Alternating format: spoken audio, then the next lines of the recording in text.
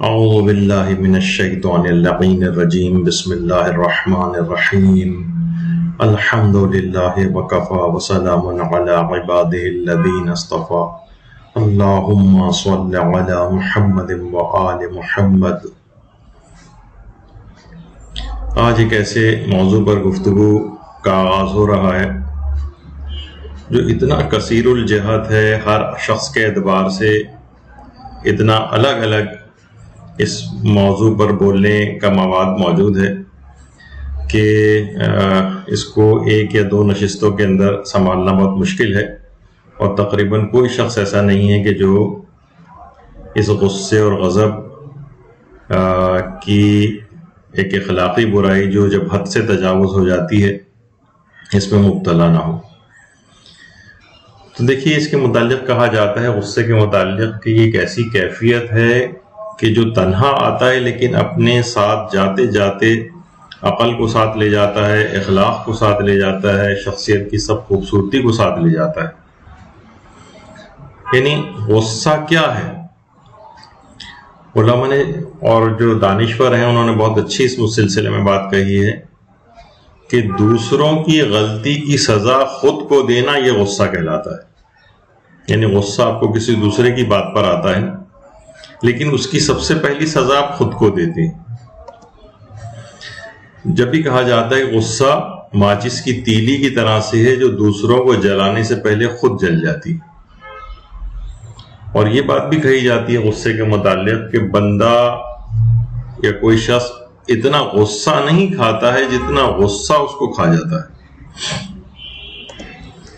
اور جب یہ روایات میں ہمارے پیغمبر اکرم ختمی مرتبہ صلی اللہ علیہ وآلہ وسلم یہ جملہ ارشاد فرماتے ہیں کہ غصہ مت کرو کہ وہ غصہ تباہ کر دینے والا، انسان کو تباہ و برباد کر دیتا ہے۔ اور بہت سے لوگ یہ بھی یہاں تک کہتے ہیں کہ غصہ آنا مرد ہونے کی نشانی ہے اور غصے کو پی جانا شادی شدہ ہونے کی نشانی ہے۔ بہرحال آج کل لوگوں میں قوت برداشت کم سے کم ہوتی چلی جا رہی ہے، بہت ہی جلد غصہ لوگوں کو آ جاتا ہے، اور اعداد و شمار کے اعتبار سے پاکستان بہت زیادہ غصہ کرنے والے ممالک میں 10ویں نمبر پر آتا ہے۔ تو جب یہ بات بھی روایات میں بھی آئی ہے کہ جب انسان شدید غصے کے عالم میں ہوتا ہے تو شیطان اس سے اس طرح سے کھیلتا ہے جس طرح بچے گیند سے کھیلتے ہیں۔ شیطان رگ و خون کے اندر دوڑ رہا ہوتا ہے، اور واقعتاً کبھی آپ دیکھیں کوئی شدید غصے میں، کبھی آپ اپنی تصویر کھینچ کے دیکھیں، اپنی آپ سیلفی لے کر دیکھیں تو آپ حیران ہو جائیں گے کہ آپ کی ایک عجیب سی شخصیت، آپ کی شکل تبدیل ہو چکے گی، آپ کو اپنی شخصیت کے اندر بہت تبدیلی نظر آئے گی۔ یہی وجہ ہے کہ غصہ آپ کی ظاہری اور باطنی دونوں شخصیات کو خراب کر دیتا ہے۔ ایک بیٹا تھا ایک باپ کا، بہت ہی غصیلا تھا۔ اب باپ کو سمجھ نہیں آتا تھا کہ میں اس کو کیسے سمجھاؤں کہ غصہ تمہاری شخصیت کو کتنا خراب کر رہا۔ باپ نے ایک دفعہ بیٹے سے کہا کہ بیٹا جتنی مرضی چاہے غصہ کرو اور جتنا چاہے چیخو، بس تم میری ایک بات مان لو کہ جب بھی غصہ آئے یا چیخو دیوار میں ایک کیل جو ہے ٹھوک دیا کرو۔ بیٹے نے کہا ٹھیک ہے۔ پہلے دن جو ہے وہ 35-40 کیلیں ٹھوک دی، بہت ہی حیران شرمندہ ہوا۔ اگلے دن جو ہے وہ پھر غصہ آیا، 20-25 مرتبہ 25 کیلیں ٹھوک دی۔ اس کے بعد اگلا دن آیا، بتدریج کم ہوتی جا رہی تھی، اگلی دفعہ 15 ہو گئی، پھر 2-1 ہفتے بعد یہاں تک کہ کوئی کیل نہیں ٹھوکی، تو اور یہاں تک کہ پوری دیوار تقریباً کیلوں سے ڈھک گئی۔ تو باپ نے پوچھا کہ بیٹا اس غصہ کرنے کے نتیجے میں تم میں کیا فرق پڑا؟ یعنی جب تم اگر غصہ یہ نہیں کرتے تو کیا کوئی فرق پڑتا؟ بیٹے نے کہا بابا کوئی فرق بھی نہیں پڑا، اور مجھے واقعی بڑی شرمندگی ہے کہ اگر میں یہ غصہ نہ کرتا تو اتنا ضرور فرق پڑ جاتا کہ میری شخصیت جو ہے وہ بہتر رہتی۔ اچھا، حالات تو اس غصہ کرنے کی وجہ سے مزید خراب ہوتے چلے گئے۔ باپ نے کہا بیٹا کہ دیکھو یہ 100 سے زیادہ کیلیں جو ہے یہاں پر لگی ہوئی ہیں، اب تم ایک دوسرا کام یہ کرو، اب بھی جب کبھی دوبارہ غصہ آئے تو اس غصے کو پی لو اور ہر بات کے غصے کے بدلے ایک کیل دیوار سے نکال لو جو تم نے ٹھوکی ہوئی۔ اچھا 3-4 ہفتے اسی طرح سے گزر گئے، یہاں تک کہ سب کیلیں نکل گئیں۔ اچھا اس کے بعد جا کر باپ نے وہ دیوار دکھائی کہ بیٹا دیکھو کس قدر یہ دیوار بدنما اور بدصورت لگ رہی، اس طرح کے بے شمار اس کے اندر کیلیں اگر جو آپ ٹھوکی ہوئی اور اس کے بعد وہاں سے آپ نکالیں، تو باپ نے سمجھایا کہ بیٹا شیطان اس طرح سے تمہاری شخصیت کو داغدار بنا دیتا ہے، یہ سوراخ اس طرح تم غصہ کر کے دوسروں کے دلوں کو جو چھلنی کرتے ہو، ان کے دلوں میں سوراخ کرتے ہو، اس کے بعد وہ دل کبھی بھی تمہاری طرف سے صاف نہیں ہوتے، یعنی تمہاری شخصیت بھی اس دیوار کی طرح سے خراب لگتی ہے اور ان افراد کے دل بھی اسی طرح سے چھلنی ہوتے ہیں جو تمہاری طرف سے بعد میں کبھی صاف نہیں ہوتے۔ ممکن یہ ہے بہت زیادہ کہ وہ اس کا اظہار نہ کریں، لیکن بہرحال دل صاف ہونا بہت مشکل کام ہوتا ہے۔ اور اس کے بعد بیٹے نے بھی اس بات کو ریئلائز کیا کہ کاش یہ دیوار خراب ہی نہ ہوئی ہو اور میری شخصیت اس طرح سے خراب نہ ہوئی ہوتی۔ دیکھیے ایک چیز کہی جاتی ہے کہ غصہ جو ہے وہ پاگل ہوتا ہے، کہا جاتا ہے کہ غصہ پاگل ہے، جبکہ ایسا ہرگز بھی نہیں۔ غصہ بہت چالاک ہے، غصہ بہت عیار ہے، یہ ہمیشہ اپنے سے کمزور کے اوپر آتا ہے، ہمیشہ اپنے سے کمزور پر۔ اچھا مثلا وہ داماد جو آج مثلا سسر کے سامنے بہت چیخ رہا ہوتا ہے، چلا رہا ہوتا ہے، یہی سسر اگر کوئی بہت بڑا بدماش ہو مثلا اور اس کے ہاتھ میں گن ہو، پولیس اور یا فوج کا بہت کوئی اعلیٰ افسر ہو، آئی جی صاحب ہوں، بریگیڈیئر صاحب ہوں، جنرل صاحب ہوں کوئی، تو یہ داماد بہت ہی اچھا بچہ بن کے رہتا ہے اور پھر یہ کبھی غصہ نہیں کرتا۔ اب یہ دیکھتا ہے کہ اس کی بیوی کے آگے پیچھے دفاع کرنے والے نہیں ہیں، یا وہ کمزور حیثیت کے حامل ہیں، غریب ہیں، با اثر نہیں ہیں، تو یہ کیا کرتا ہے؟ ظلم ڈھاتا چلا جاتا ہے۔ یعنی میں ایک معاشرے میں ایک طبقے کی مثال دے رہا ہوں، تو معاشرے میں کمزور مالی حیثیت والوں کا جو داماد ہے اس کا وہ چالاک غصہ فوراً نکل کر باہر آ جاتا ہے۔ جب بھی کہا جاتا ہے نا کمزور پر غصہ اگر آپ کو آئے تو آپ خود پر قابو پائیں، اور طاقتور پر اگر آپ کو غصہ آ رہا ہے تو آپ بغیر کوشش کے ہی اپنے اوپر قابو پا لیں گے۔ تو دیکھنے میں بھی یہ چیز آتی ہے کہ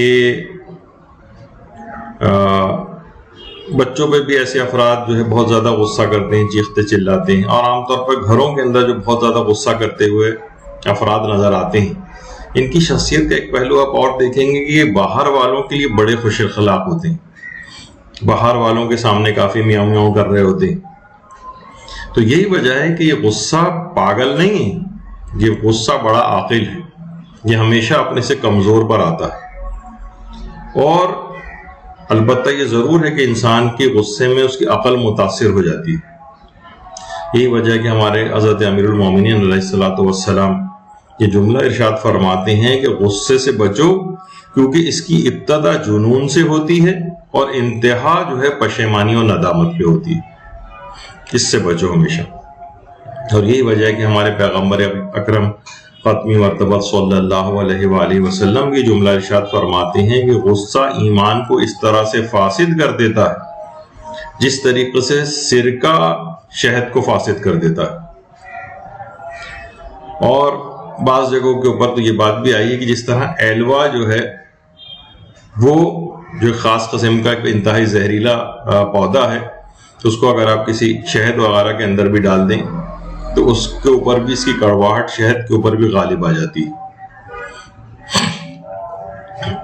اچھا البتہ آگے چل کے ہم اس بات کو بھی ڈسکس کریں گے، کبھی غصہ جو ہے وہ ممدوح بھی ہوتا ہے، کبھی غصہ کرنا ضروری بھی ہو جاتا ہے، لیکن اس کی کیا شرائط ہوتی ہیں، کس طرح سے یہ اس کا طریقہ کار ہوتا ہے، وہ بھی آگے چل کر آئے گا۔ یعنی غصہ کبھی کبھار پسندیدہ بھی ہوتا ہے، ایسا نہیں ہے کہ کسی کو غصہ ہی نہ آئے. ایک جملہ ویسے ہی مشہور ہے, پتہ نہیں اس میں کتنی حقیقت ہے, کہ صرف گدھے کو غصہ نہیں آتا ہے. یعنی مقصد ہے کہ غصہ تو آئے گا اب, لیکن اس غصے کو پی جانا یہ اصل چیز ہے. کیونکہ غصے یعنی کہا جاتا ہے نا کہ غیرت بھی ایمان کا ایک حصہ ہے. جب بھی اس کو غصے کو ختم کرنے کو نہیں کہا گیا ہے. ایسا نہیں کہ کہا جائے کہ بھئی غصے کو بالکل ختم کر دیا جائے, ڈھا دیا جائے, ایسا نہیں, بلکہ غصے کا رخ موڑنے کا حکم جو ہے وہ آتا ہے. اچھا, اب غصہ کرنے کے کچھ نقصانات بھی ہیں. پہلے ہم ظاہر ہے کہ اس چیز کو اس بات کے اعتبار سے ڈسکس کر رہے ہیں کہ اس کے کتنے تباہ کن نتائج سامنے آ سکتے ہیں, اس کے اثرات کون سے ہو سکتے ہیں, اور پھر جب ان چیزوں کو آپ خود سمجھ لیں گے کہ کتنا خطرناک ہے تو ظاہر ہے پھر انسان اس سے بچنے کی بھی کوشش کرے گا. پھر اس کے بعد اگلی جو ہماری نشست ہوگی اس کے اندر ہم وہ طریقہ کار بیان کریں گے کہ جب انسان کو غصہ آئے تو اپنے اوپر کنٹرول کیسے پائے, اور بالکل پریکٹیکل طریقے ہوں گے. دیکھیے, غصہ ایک ایسی چیز ہے, اس کے جو نقصانات ہیں کہ یہ بے شمار گناہ اپنے ساتھ لے کر آتا ہے. غصہ پورا ایک پیکیج ہے, اس کی چھتری تلے بے شمار گناہ. مثلا ہم چند ایک باتوں کو ڈسکس کرتے ہیں. غصہ صرف اکیلا نہیں, مثلا آپ کو غصہ آ گیا نہیں, اس کے ساتھ جناب بد کلامی ہوتی, ایسے ایسے الفاظ اس کے اندر کہے جاتے ہیں, ایسے ایسے جملے اس کے اندر بولے جاتے ہیں کہ اس کے نتیجے میں کیا کچھ ہوتا ہے. اس میں انسان اپنی آواز کو بہت بلند کرتا. ایک دفعہ بہت پہلے ہم نے اپنے ایک درس میں آیت اللہ فاطمی نیا کی گفتگو, ان کا ایک جملہ بیان کیا تھا کہ وہ گھر جس میں چیخنا چلانا یہ سب بہت زیادہ ہوتا ہے, وہاں سے پھر فرشتے وہاں سے چلے جاتے ہیں اور شیاطین وہاں پر بسیرا کر لیتے ہیں, اور انسان اپنے ماں باپ کے سامنے اپنی آواز کو بہت بلند کر رہا ہوتا ہے. روایت میں کس قدر اب ہم اس طرف نہ چلے جائیں کہیں, بہرحال اشارہ کرتے ہوئے گزرتے ہیں کہ بہرحال ماں باپ کے سامنے اگر کوئی شخص اپنی بہت آواز کو بلند کرے تو اس کی کوئی عبادت بھی قبول نہیں کی جاتی. یعنی صرف آواز کو بلند اگر کوئی شخص کر رہا ہے تو کتنا, ایک تو نقصان یہ کہ فرشتے وہاں سے جا رہے ہیں, شیاطین وہاں پر بسیرا کر رہے ہیں اس گھر کے اندر, اور والدین یا بزرگوں کے سامنے اس طرح سے آواز بلند کی جا رہی ہے تو عبادتیں قبول ہونا بند ہو جاتی ہیں. غصے کا جو پیکیج ہے اس میں چیخنا چلانا ہوتا ہے. اچھا دیکھیے, کہا یہ جاتا ہے کہ بچے بھی بہت جب کھیل کھیل میں بھی چیختے چلاتے ہیں, آپس میں کھیلتے وقت اور لڑتے وقت بھی چلاتے ہیں, لیکن بچے اس قدر شور نہیں کرتے جتنا ان کو چپ کرانے کے لیے مائیں شور کرتی ہیں. باقاعدہ اس متعلق ایک تحقیق ہوئی ہے, یعنی بچوں کے شور کو کم کروانے کے لیے مائیں جتنا چیختی ہیں اور ان سے زیادہ شور مچاتی ہیں, اس میں بچے بھی پیچھے رہ جاتے ہیں. تو عموماً گھروں کے اندر اس طرح سے آوازیں جو ہیں آ رہی ہوتی ہیں, تو وہ انسان ظاہر چیختا جو چلاتا ہے وہ غصے میں چیختا چلاتا ہے. بالکل اگر کوئی کول اینڈ کام بیٹھا ہو تو اس کو چیخنے چلانے کی ضرورت نہیں ہوتی. اچھا, پھر اس کے ساتھ ساتھ کیا ہوتا ہے کہ آگے جب معاملہ بڑھتا ہے تو اس میں گالیاں تک دی جاتی ہیں. اب ظاہر ہے گالیوں کی مثالیں تو نہیں دی جا سکتی یہاں پر, بہرحال گالیاں دی جاتی ہیں. وہ خود ایک کتنا بڑا گناہ, اور کچھ جو ذرا سافٹ قسم کی گالیاں جو بچوں کو عام طور پر دی جاتی ہیں وہ بھی ایک لحاظ سے مثلا بدبخت کہنا, کم بخت کہنا, یعنی یہ خود ایک بددعائیہ کلمات ہیں, یہ بھی زبانوں کے اوپر نہیں آنے چاہیے. اور جو اس کے بعد اور جو بڑی بڑی گالیاں ہیں ان کے تو اگر اسی کے ہم صرف عواقب بیان کریں تو پوری گفتگو اسی کے اوپر ہو جائے گی. تو نقصانات کے اندر کیا آتا ہے؟ غصے میں انسان گالی دیتا ہے, غصے میں انسان طنز کرتا ہے, تانے دیتا ہے. مومن کو پہ طنز کرنا, مومن پر تانے دینا, اس پہ پوری گفتگو ہو سکتی ہے. اتنی احادیث بیان کی جا سکتی ہیں کہ آدمی حیران ہو جائے کہ ہمارے صرف اتنے سے چھوٹے سے طنز اور تانے کے اوپر اتنا زیادہ گناہ ہے اس کا. نہیں, مومن کو طنز نہیں کیا جا سکتا, اس کو تانے نہیں دیے جا سکتے, لیکن یہ بھی غصے کے پیکیج میں ہوتا ہے. برا بھلا کہا جا رہا ہوتا ہے, وہ ہے نا کہ وہ جو ابھی آپ نے سنا برا بھلا سن, ظاہر ہے کہ کسی کو کہا جائے گا اس کے دل میں سوراخ ہوتے چلے جائیں گے, پھر اس کے بھی دل میں کینہ اور برائی آپ کی بیٹھتی چلی جائے گی. یعنی آپ کے بھی دل میں اس کی برائی بیٹھے گی, اور جس پر اپنا غصہ نکال رہے ہیں اس کے دل میں بھی آپ کی برائی بیٹھتی چلی جائے گی. اور مومن سے کینہ رکھنا, مومن سے اس انداز کی دشمنی کرنا, یہ خود کتنا ایک حرام اور ایک کتنا بڑا گناہ ہے. اسی پہ اگر احادیث پیش کی جائیں تو آدمی حیران رہ جائے کہ اچھا صرف دل میں کینہ صرف رکھنا ہے، یعنی ہم کسی سے کچھ کہہ بھی نہیں رہے، کچھ کر بھی نہیں رہے، لیکن پھر بھی اس کی برائی دل کے اندر بیٹھتی چلی جا رہی. یہ کینہ توزی یہ خود ایک بہت بڑی اخلاقی برائی ہے، یہ خود اسی کی چھتری کے نیچے ہے، غصے کے اندر. اور انسان کا واقعتاً اگر دل صاف نہ ہو، کتنے لوگ ایسے ہیں کہ وہ معاشرے کے اندر عبادات وغیرہ کرتے نظر آتے ہیں، کتنے لوگ، لیکن کیا کہا ہوتا ہے کہ لیکن اگر دل صاف نہیں تو کہا جاتا ہے کہ ماتھوں پر سجدوں کی محراب نہیں بنتی، فقط داغ پڑتا ہے. اس سے اتنا زیادہ فائدہ ان کو نہیں ہوتا. ٹھیک ہے، واجبات کی حد تک واجبات ان کے اتر رہے ہیں، لیکن جو اور مستحبات یا عبادات کی طرف جو وہ لوگ جو انجام دے رہے ہوتے ہیں، لیکن دل میں وہی کینے، وہی حسد، وہی ایک دوسرے کے خلاف برائیاں، وہی غیبتیں، وہی چیخنا چلانا اور ایک دوسرے کو برا بھلا کہنا. تو اس کا مطلب یہ ہے کہ صرف ماتھے پر سجدے کا محراب نہیں پڑا، یہ صرف داغ ایک لگ گیا ہے.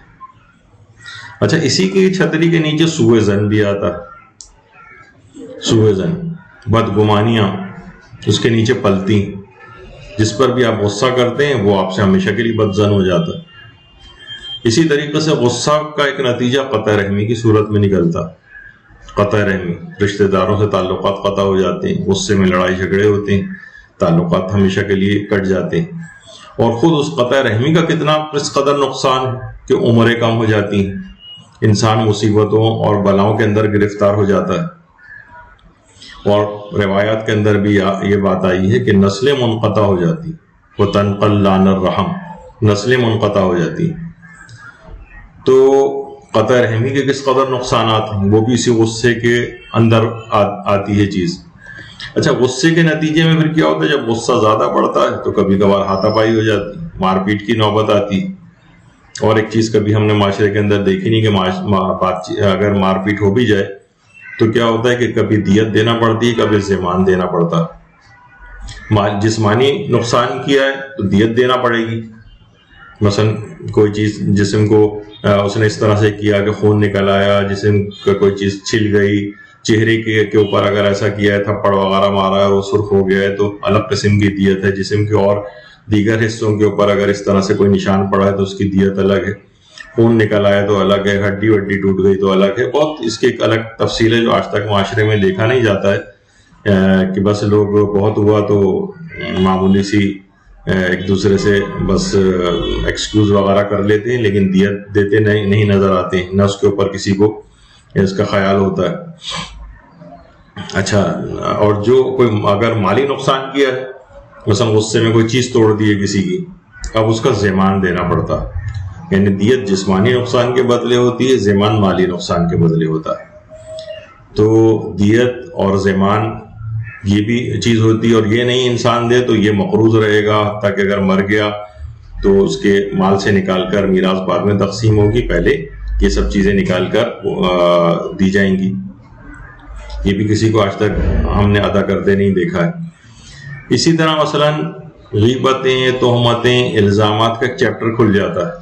یعنی کسی پہ بھی آپ غصہ کرتے ہیں تو وہ آپ کی غیبتیں کرتا ہے، آپ اس کی غیبتیں کرتے ہیں، وہ آپ پہ تہمتیں لگاتا ہے، آپ اس پہ تہمتیں لگاتے ہیں. الزامات ایک شیطانی ایک پنڈورا باکس کھل جاتا ہے. تو یہ بھی اسی غصے کی ابتدا، ان تمام گناہوں کی ابتدا اسی غصے سے ہوتی. اسی طرح مثلا چغل خوری کا گناہ، اس کی کوئی برائی آپ کو پتہ چل گئی، ادھر سے ادھر آپ بات لگا رہے ہیں اس شخص کی دوسرے سے لڑائی کروانے کے لیے. بہت سارے اس طرح کی چیزیں وہ بھی اسی کے اندر آتی ہیں. جھوٹ کا بھی انسان سہارا لیتا ہے، یعنی اپنی طرف سے بڑھا چڑھا کر اس کے متعلق باتیں کرنا، یہ بھی اسی کے اندر آتا ہے. جھوٹ کے خود یہ دیکھیے اپنے کے کتنے زیادہ اس میں گناہ بڑھتے چلے جا رہے ہیں. اسی طرح کسی بھی مومن کی مثلا آبرو ریزی یا بے عزتی وغیرہ کرنا، لوگوں کے سامنے اس کو بے عزت کرنا، یا مثلا اس کا تمسخر اڑانا، ان سب کے لیے اگر الگ الگ احادیث کے اندر جو ان کے عذاب بتائے گئے ہیں اور ان کے جو نقصانات بتائے گئے ہیں، یہ پورا پیکیج تو آپ دیکھیں گے کہ تو سب کچھ غصے کے اندر ہی آ رہا ہے. یہاں تک کہ اتنا معاملات بعض اوقات اسی غصے کے نتیجے میں بات آگے بڑھ جاتی ہیں کہ طلاقوں تک کی نوبت آ جاتی ہے. اور یہ چھوٹی چھوٹی باتوں پر اس طرح سے اتنا اس کو بڑھاتے ہوئے آگے لے جانا کہ وہ طلاقوں تک نوبت آ جائے. تو یہ بات یاد رکھ لیجئے، طلاقوں کی کے بعد کی جو زندگی ہے، یہ دیکھا گیا ہے اس پرانی زندگی سے کہیں زیادہ خراب ثابت ہوتی. کہیں زیادہ خراب. تو ابھی آپ کو لگ رہا ہوتا ہے کہ جناب کوئی بات نہیں، اس تمام چیزوں سے جھنجھٹ سے تو ہمارا لڑائی جھگڑے سے جان چھوٹے گا، اس سے بڑی خرابیوں کے اندر مبتلا ہو جاتے ہیں جو کہ بالکل ایک الگ چیپٹر ہے. کہ اس کے بعد کی زندگی بول کے اس سے پہلے والی زندگی آپ کو زیادہ بہتر لگے گی، چاہے اس کے اندر کچھ لڑائی جھگڑے ہو رہے تھے، لیکن اپنا اگر صرف زاویہ نگاہ بدل لیتے، ان لڑائی جھگڑوں سے پیچھا اپنا چھڑا لیتے، اپنے غصے پر قابو پاتے، تو اس تک نوبت بھی نہ آتی. اچھا، بیویاں عام طور پر اپنے شوہروں پر بڑا غصہ نکالتی، کتنا بھی بلکہ بات کہی جاتی ہے نا کہ تمام جنگل کے جانور شیر سے ڈرتے ہیں، اور شیر کس سے ڈرتا ہے؟ وہ شیرنی سے ڈرتا ہے. تو ابتدا میں تو نئی نئی شادی ہوتی ہے، آدمی بڑا شیر بنا ہوا ہوتا ہے، لیکن کچھ عرصے بعد ہی بہرحال بیوی اس کے اوپر غصہ ہونا شروع ہو جاتی ہے، اور چند دن بعد شوہر بیچارہ بالکل ہی مغلوب ہو جاتا ہے. تو بیویاں اگر اپنے شوہروں کے اوپر غصہ کریں گی تو یہ بات یاد رکھ لیں، اس کا ایک بڑا آگے چل کر ایک نقصان ہوتا ہے.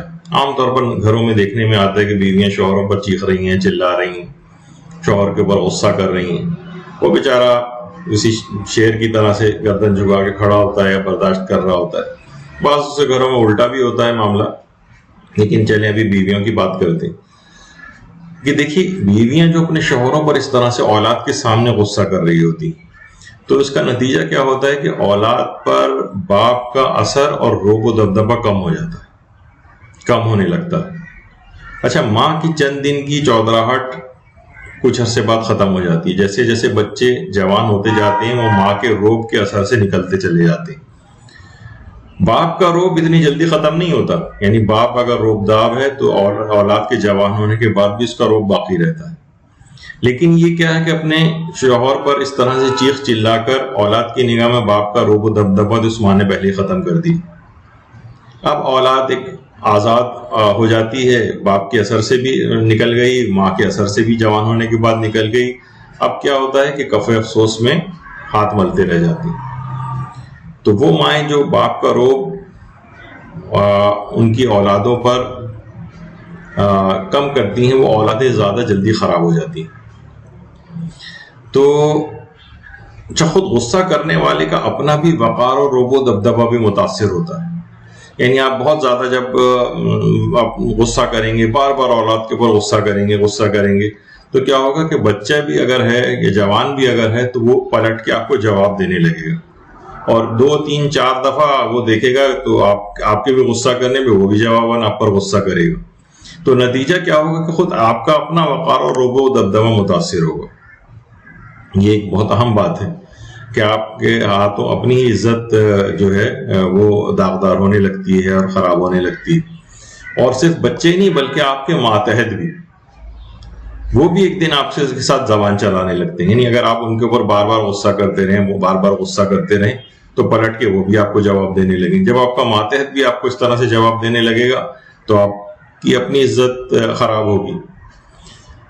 تو اچھا، جو وسیلہ ہوتا ہے اس سے بھی دوسرے لوگ حسد بھی کرنے لگتے ہیں. اسے کوئی نعمت ملے تو اس سے خوش نہیں ہوتے، اس کے لیے زوال نعمت کی تمنا کرتے ہیں. اور اگر والدین اس طرح کے بد مزاج ہو جائیں تو کیا ہوتا ہے کہ پھر اولادیں ان سے دور ہونے لگتی ان کو چھوڑ بھی بیٹھتی ہیں بعض اوقات. تو بد مزاج والدین جو ہوں، یہ بہت زیادہ غصہ کرنے والے، ان کے ساتھ یہ والا نتیجہ ہوتا ہے. اچھا، اسی طرح سے دیکھیے، صرف ہم غصے کے صرف آپ کو نقصانات بتاتے جا رہے ہیں، کیا کیا چیزیں ہوتی ہیں. اس طرح سے اگر مثلا کاروبار کے اندر نقصان ہوتا ہے، بد مزاج جو دکاندار ہیں وہ اپنے گاہکوں کے ساتھ لڑائی بھی کر رہے ہوتے ہیں، بد زبانی کر رہے ہوتے ہیں، تو ظاہر ہے کہ ایک دفعہ بھی کسی کے ساتھ بد زبانی یا کوئی جس طرح سے ہو جائے بد مزاجی، وہ گاہک پھر اس کے بعد کبھی نہیں آئے گا، نہ کسی اور کو اس جگہ پہ آنے دے گا. تو میں خود بھی ایک ایسے ہی ایک دکاندار سے واقف ہوں. بچپن کی مجھے اپنی یادیں، ہمارے محلے میں مثلاً ایک دکاندار ہوا کرتے تھے. تو وہ گاہک کی تو عادت ہوتی، یہ دکھاؤ وہ دکھاؤ، ایک کے بعد دوسری چیز جو ہے، پھر اس میں سے کوئی چیز پسند کرتا ہے. تو وہ کہتا تھا، میاں لینا ہے لو ورنہ جاؤ. یہ ان کے تقریباً تکیہ کلام بنا ہوا تھا. اس کے بعد ظاہر ہے وہ کبھی وہاں آتا ہی نہیں تھا. میں نے اپنی آنکھوں سے دیکھا کہ اس شخص نے پتہ نہیں کتنی دکانیں الگ الگ طرح کر کے اور الگ الگ جگہوں پہ کھولی، اور ہر کاروبار اس کا متاثر ہوا، اور وہ کبھی اس کی دکان نہیں چل سکی. بعد میں انتقال ہو گیا ان کا، لیکن بہرحال یہ کہ یہ اپنی آنکھوں سے ایک چیز دیکھی ہوئی. تو بہت زیادہ غصہ کرنے والے مثلا اگر وہی ظاہر شخصیت میں غصہ تھا تو وہ اپنے دکان میں گاہکوں کے اوپر بھی کبھی کبھار نکالتے تھے اس انداز سے، تو وہ گاہک بھی آنا ان کے پاس بند ہو جاتے تھے.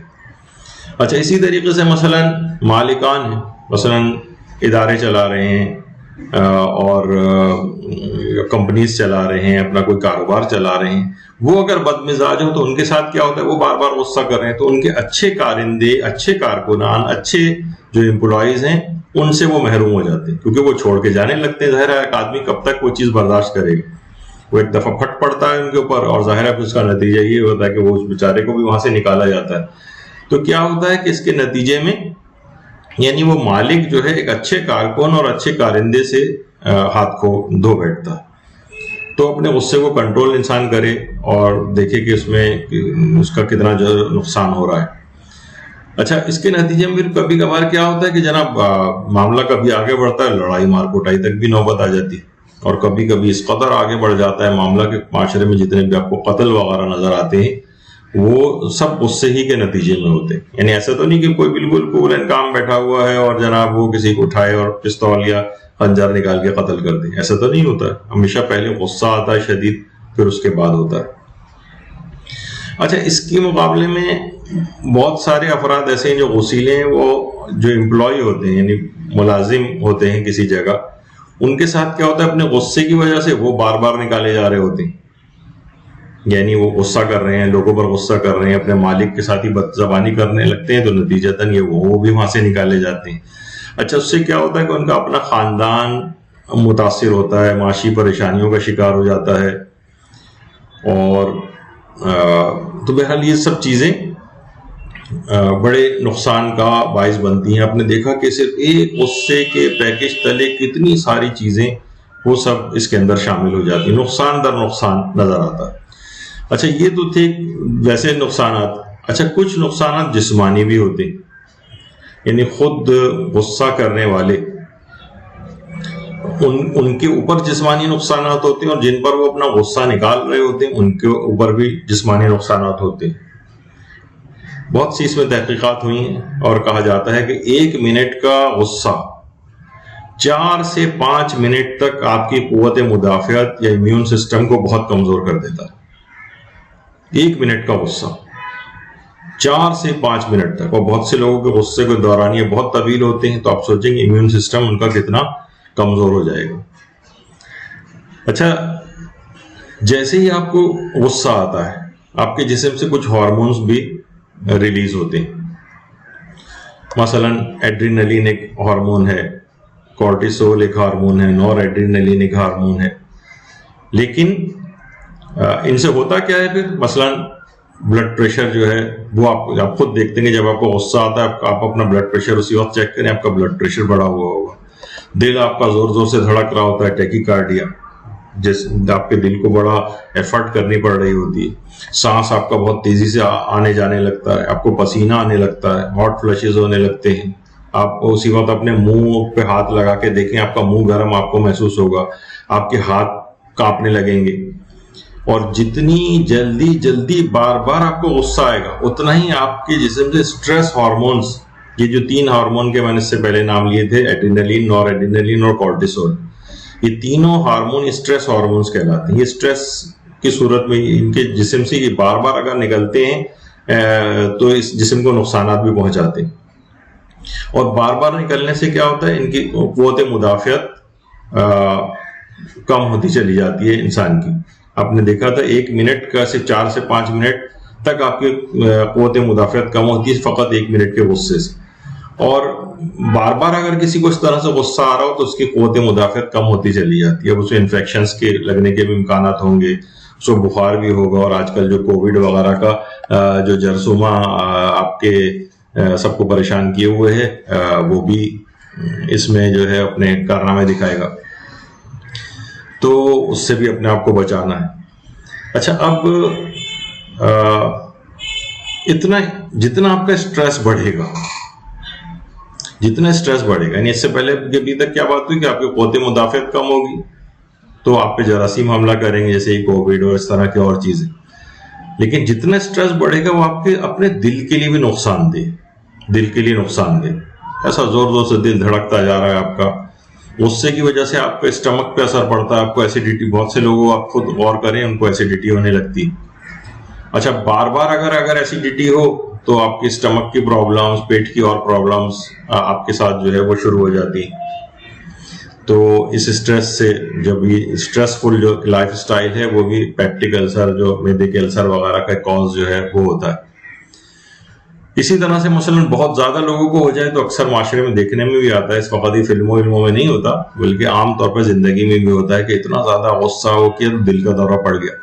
بہت سے افراد ایسے ہوتے ہیں کہ جن کو مثلاً فالج ہو جاتا ہے، فیشیل پالسی ہو جاتی ہے، آپ نے دیکھا ہوگا، یا اور جو فالج وغیرہ، اسٹروک جسے کہا جاتا ہے، وہ ہو جاتا ہے لوگوں کو. تو وہ بار بار کے غم و غصے سے بلڈ پریشر بھی بڑھ رہا ہے، اس کے نتیجے میں یہ سب کچھ ہو رہا ہے. اچھا جو ایسے افراد جو غصیلے زیادہ ہوتے ہیں ان کی عام طور پر نیند بھی اتنی اچھی نہیں ہوتی، ان کو، ایسے افراد کو صحیح طور پر نیند بھی نہیں آتی، سر میں درد جو ہے ان کے اکثر ہو جاتا ہے. تو ظاہر ہے کہ جب وہ ہارمون سیکریٹ ہوتے ہیں اس طرح سے تو اتنا زیادہ اس کے اگر صرف، لیکن وہ پھر میڈیکل درد بن جائے گا، اس وجہ سے میں اس کی طرف نہیں جا رہا ہوں. لیکن بہرحال جسم پر بڑے ہارمفل قسم کے افیکٹ ہونے لگتی. اور یہاں تک کہ یہ بھی چیز کہی جاتی ہے، اور اس پہ تحقیق ہوئی ہے، ایک تحقیق ہوئی ہے باقاعدہ، اس پہ بھی اگر آپ سرچ کرنا چاہیں، کہ زیادہ غصہ کرنے والے افراد جلدی مر جاتے. جس طریقے سے پیٹو کے لیے کہا جاتا ہے، یعنی بہت زیادہ کھاتا ہو، جاپانی کہاوت ہے کہ وہ اپنے دانتوں سے اپنی قبر کو کھودتا ہے. تو اسی طرح سے غصیلا جو شخص ہے یہ بار بار جلدی جلدی غصہ کر کے اپنے جلد قبر میں جانے کا سامان کر رہا ہوتا ہے، بار بار جلدی جلدی غصہ کر کے. جس طرح دیکھیے ابھی آپ نے سنا کہ 1 منٹ کا غصہ 5 منٹ تک تقریباً آپ کی امیون سسٹم کو کمزور کر رہا ہے.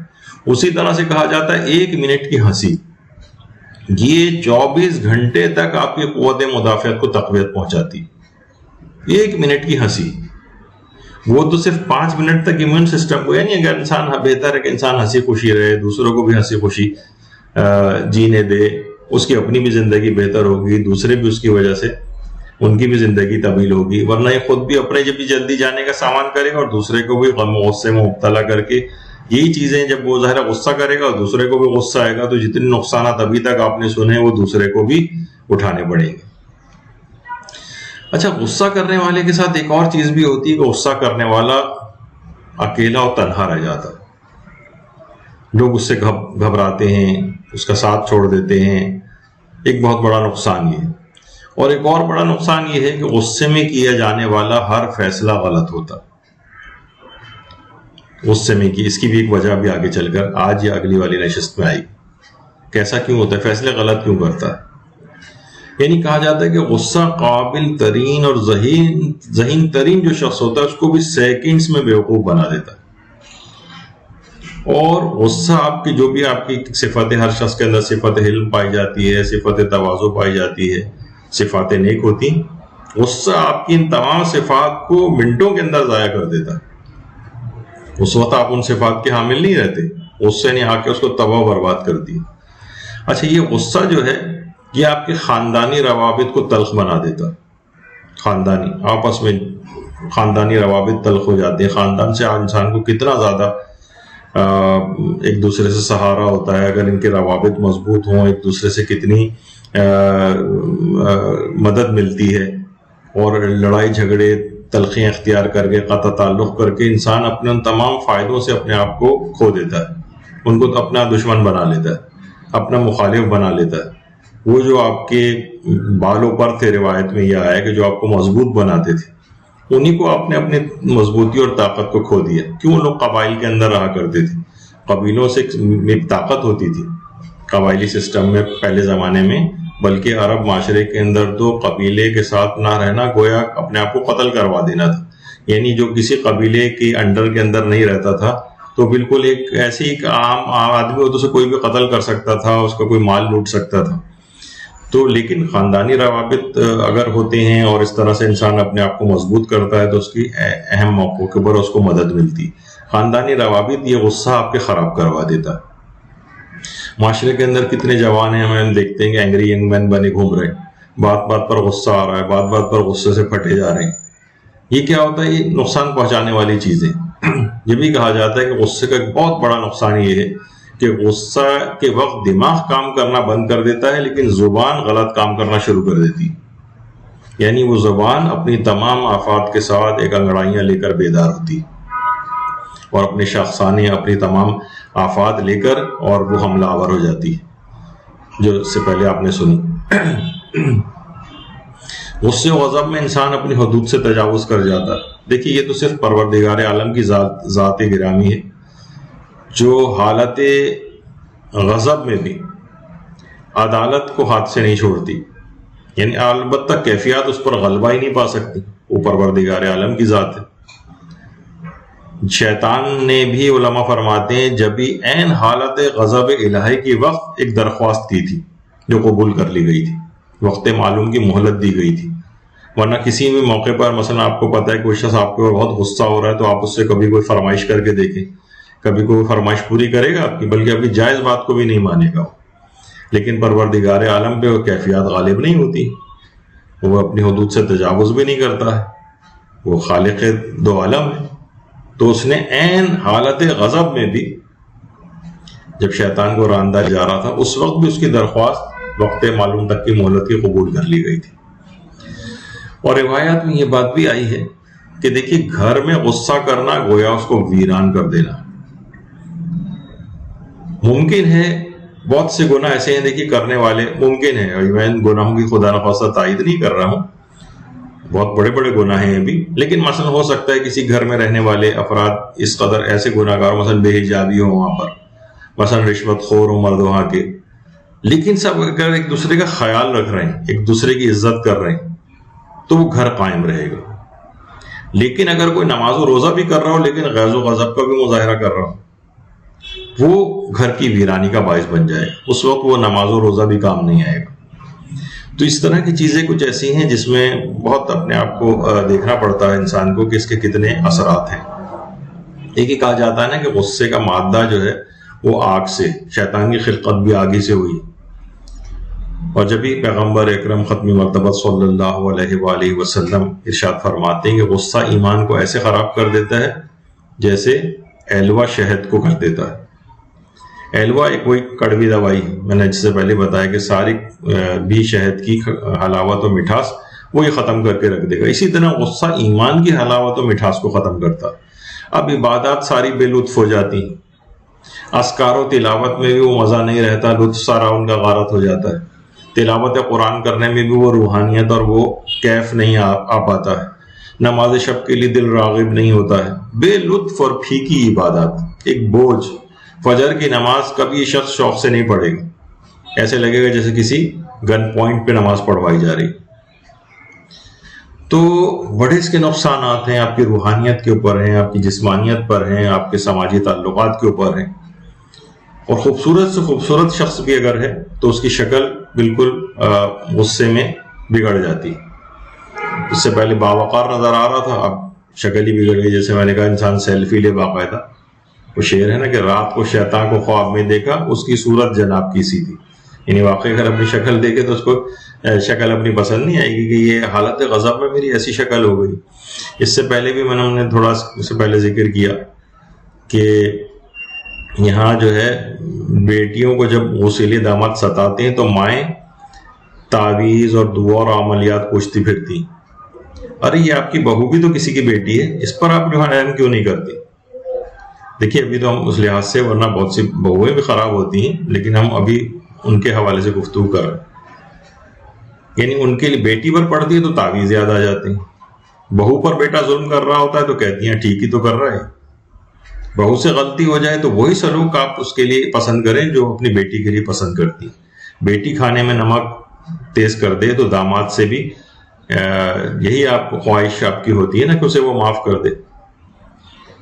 تو بہرحال ساسیں جو ہیں اس لحاظ سے ناراض ہو جاتی ہیں. بہو کا ذکر ہو رہا ہوتا ہے, لیکن بہو بھی بہت سی بہویں بھی ایسی ہیں کہ وہ بھی مثلا سسرال کی برائیاں آ کر رہی ہوتی ہیں.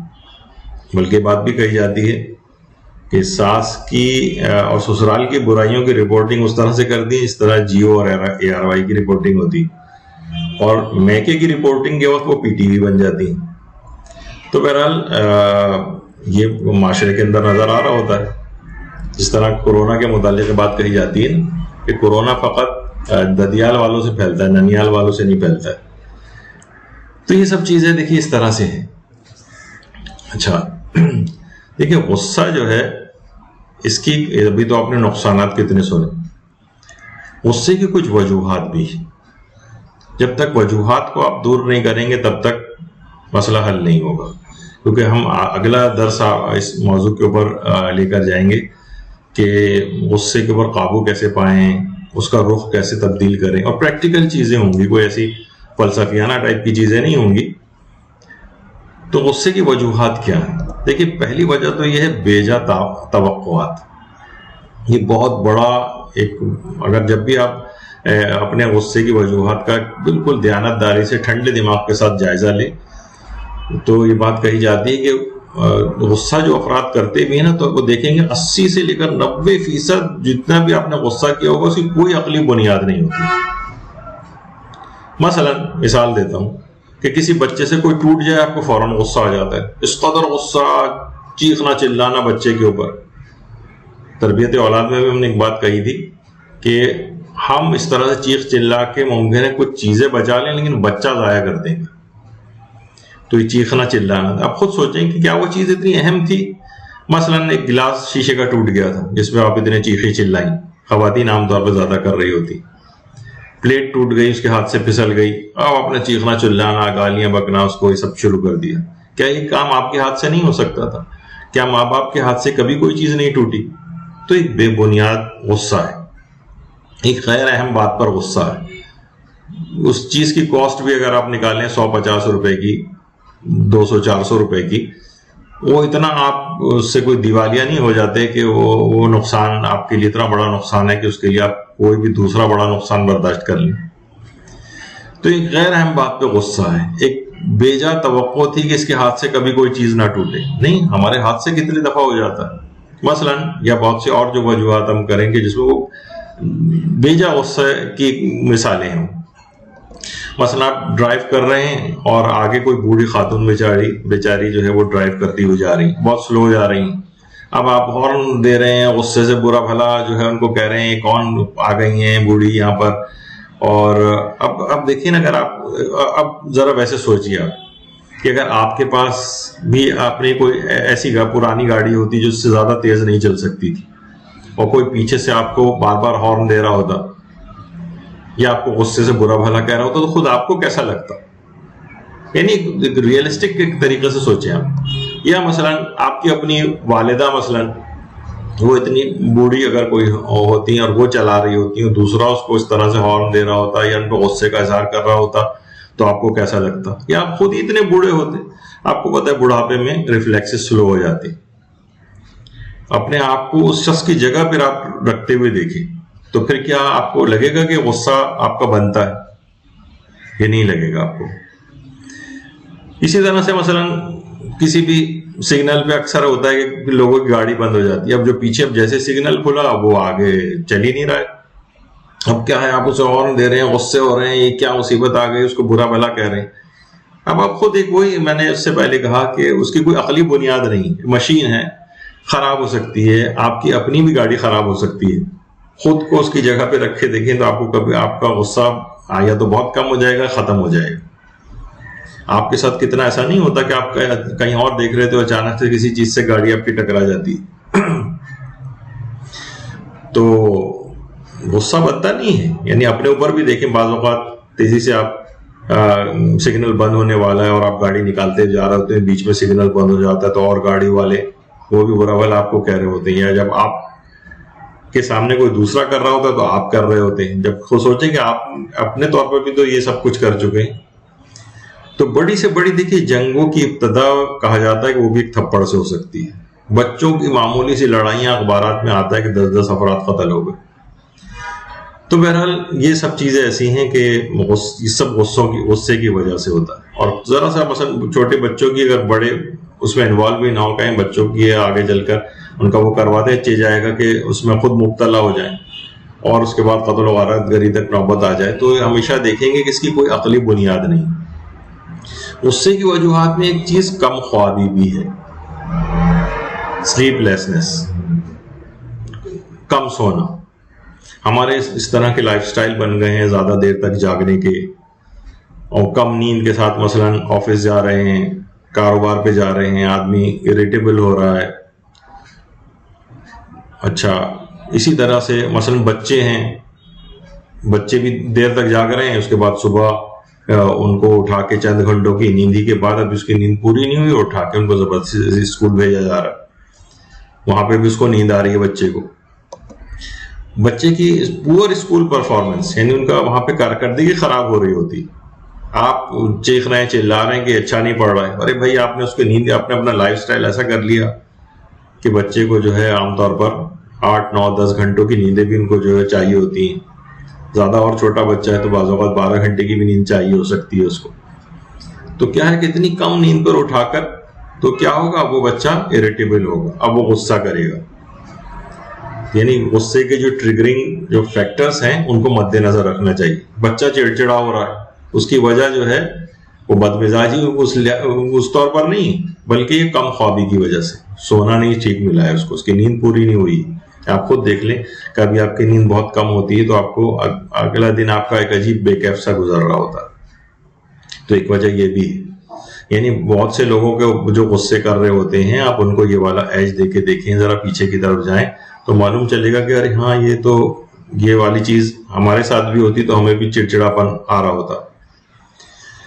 تو ممکن ہے کسی وجہ سے اس بیچارے کو غصہ آ رہا ہو، وہ چڑچڑا ہوا ہے، تو آپ برداشت کریں، صبر کریں اس پر، یعنی تھوڑا سا ریئلائز کر کے دیکھیں تو پھر آپ کو اتنا زیادہ کسی دوسرے کی بات پر غصہ نہیں آئے گا۔ دیکھیے، ایک مرتبہ ہوا تھا جو واقعہ ملتا بھی ہے کہ بدو جاہل جو ہے وہ مسجد نبوی کے اندر آ گیا، بلکہ ایک رات بھی اس نے گزاری۔ صحابہ نے آ کر دیکھا اگلے روز کہ وہ مسجد نبوی کے اندر پیشاب کر رہا ہے۔ صحابہ یعنی شدید غصے سے اس کو مارنے کے لیے دوڑے۔ پیغمبر اکرم ختمی مرتبہ صلی اللہ علیہ وآلہ وسلم نے فرمایا، لا تظلموا، اسے چھوڑ دو، اور پھر اپنے پاس بلا کر اس کو سمجھایا کہ دیکھو، مسجد ذکر خدا کی جگہ ہے، مسجد نماز پڑھنے کی جگہ ہے، عبادت کی جگہ ہے، یہاں گندگی اور نجاست پھیلانا ممنوع ہے۔ اس کے بعد پیغمبر اکرم نے کیا کیا، صرف پانی منگوایا، پانی سے مسجد کو پاک کروا دیا۔ جو مسلمان اسکالر ایک گزرے سید سلیمان ندوی، انہوں نے خطبات مدارس، اس میں ایک انگریزی مورخ کا قول نقل کیا ہے اس واقعے کے ضمن میں۔ وہ انگریز مورخ کہتا ہے کہ مسلمانوں کے پیغمبر کی قوت برداشت، صبر اور عقل کامل کا کوئی جواب نہیں۔ یہ بات کہیں اور پائی نہیں جا سکتی، کیونکہ اگر آپ دیکھیں اگر شخص کوئی مقدس مقام پر پیشاب کر رہا ہو تو ہر شخص غصے سے پاگل ہو جائے گا، عقل اس کی کبھی کمال پر نہیں رہے گی، غصہ اس کی عقل کو کبھی اعتدال پر رکھے گا ہی نہیں۔ لیکن مسلمانوں کے اس پیغمبر نے، عظیم پیغمبر نے، اس موقع پر غصہ نہ کر کے اپنی حسن تدبیر اختیار کر کے اس شخص کو سمجھایا۔ لیکن سارے جو صحابہ تھے اسے مارنے کے لیے دوڑ رہے تھے۔